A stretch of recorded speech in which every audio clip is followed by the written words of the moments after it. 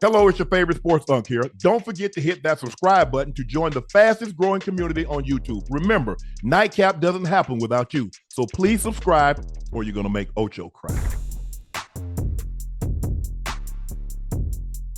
Nick Van Exel has a theory on the increased Achilles tears. He said there have been an Achilles tear throughout the years, but my thoughts on them is that they happen more now than I think if something has to do with them damn lows the players wearing nowadays. Cover them ankles up, fellas. You think it has something to do with the shoe that the guys are wearing, or what do you think the problem is? I mean, a lot of guys getting hurt wearing low tops now. It's cute shoes, but when you're playing ball, you gotta be tightened up, and for all safeties, this and that. But like I said, they're doing more running too. They getting up down the court more. They turning more. We used to play up and down. Now they're playing sideways and up and down. So it ain't physical, but you still get up and down. You put miles on them shoes. Let me ask you a question. And then, did guys tape their ankles? Do guys tape their ankles, or do they play free? I don't think they tape. I think we played 90% tape. Now it's probably 20% tape. Because when we played, if you get hurt, if your ankle get twisted, and you can't play, they're going to find you. Damn. They don't do that no more. Oh, yeah. They just find guys. So that's why most guys in our era, they play with the ankles, sore ankles or this and that because they was taped. But now they tape, they don't get them taped. When they twist them, they got to miss 2 or 3 weeks. Because I don't know how, did you tape your ankles, Ocho? Yeah, for fashion, not for no support. You got I like to feel the ground, Unc. I can't feel the ground with tape on my ankles. I need to be flexible in a sense. I was a Reebok at that time. Reebok had uniforms and stuff, right? Right. I had them take I had them take all the cushion and what you call it, the lining out of my shoe. Yeah. So my cleat was nothing but a shell and some shoelaces. Right. I need to feel everything, Unc. It was like I had a track spike. So you wanted like a soccer shoe. Exactly. I need to feel the floor every time I touch the floor. So when we played with Pat Riley, we had to tape and shoot around. What? And shoot around? Yeah. We had to tape sometime and shoot. If we lose a game by 20 points or something, we had to get next shoot around. We had to come in tape because we run suicides and all. Yeah, Pat Riley, he made sure you was in shape, body fat, everything. Wait, suicides at the NBA level because you lose a game? I mean, it's felt like that. Yeah. I mean. That's how he get all the miles on them shoes. Achilles and ACL injury this season alone. DeJounte Murray tore his Achilles. Dame tore his. Jason Tatum tore his. Isaiah Jackson tore his Achilles. Drew Smith ruptured his Achilles. Kyrie, Grant Williams, DeAnthony Melton, and Maurice Wagner all tore ACL and Grant Williams had meniscus damage. I tape that directly to my skin.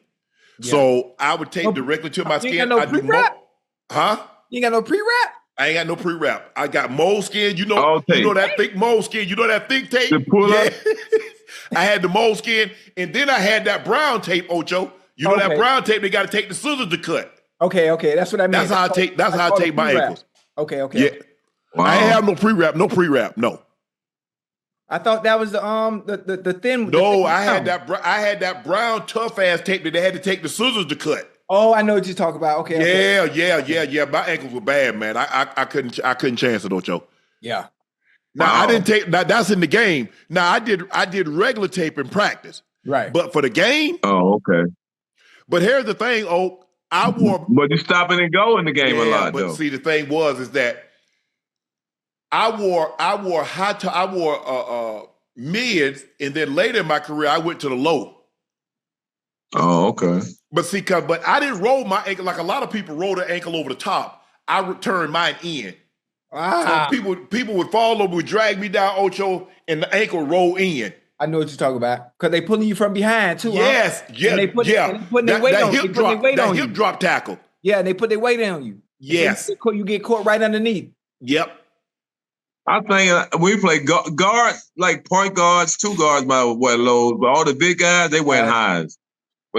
They wouldn't wear no low top. If somebody see you in the paint with low top, they gonna knock you in the head. But see, hey, you remember when you a little older than me, but you remember Chuck Taylor's guy used to play Chuck Taylor, get up and down, ain't have no cushion, ain't have nothing, and they never twist no ankle.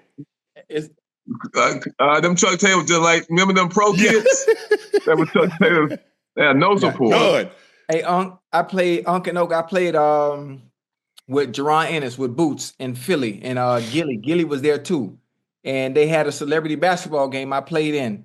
I wore black high top Chucks, some Chuck Taylors. And they looking at me, looking at me crazy. Everybody else out there, with the Kyries and the KDs and the LeBrons and the, and the Jordans. Man, I dropped about 12 out there, man, in a pair of Chucks. I'm moving, and everybody else, well, you ain't got your shoes taped up? No, because when I'm wearing them Chuck Taylors, Unc, I can feel the flow. I can feel everything. Yeah. And it felt so comfortable, and everybody looking at me like, boy, you crazy, boy, you gonna twist something. I say, man, I'm good. Dr. J used to wear them. Dr. J back in the days. And then they came out the cons because, like when Dr. J, everybody wore the cons. Ain't nobody wore, in the early 80s, in the 70s and the 80s, ain't nobody wore Nike. Right. Nike didn't take off till Jordan got there. Everybody wore the Dr. J cons. They wore the Magic Johnson weapons. They wore the Larry Bird weapons. Huh? What you mean weapon? What brand is it? That's what they call the Converse. That's what Magic and Birds were called. And the Dr. J cons, that's what they were heavy, but that's what everybody wore. And then when there are a few guys that wore like Iceman, Moses Malone had Nike contracts, but the Converse was the shoe. The only person that I remember wearing Adidas, correct me if I'm wrong, was Kareem. Kareem had the top 10 Adidas. He was the only guy that I saw with Adidas. Everybody else normally had Converse, and there were a few guys sprinkled in there that had on Nikes. Hey, did they wear Pony back in the days? Pony had basketball shoes. Pony, yeah. Spud Webb wore ponies. Yeah. Some people wore ponies. Spud Webb and Robert Parrish wore ponies. Okay. I remember I had a pair of pony cleats, man, as a little kid, man. I had pony cleats too. And back then, ponies was big back then.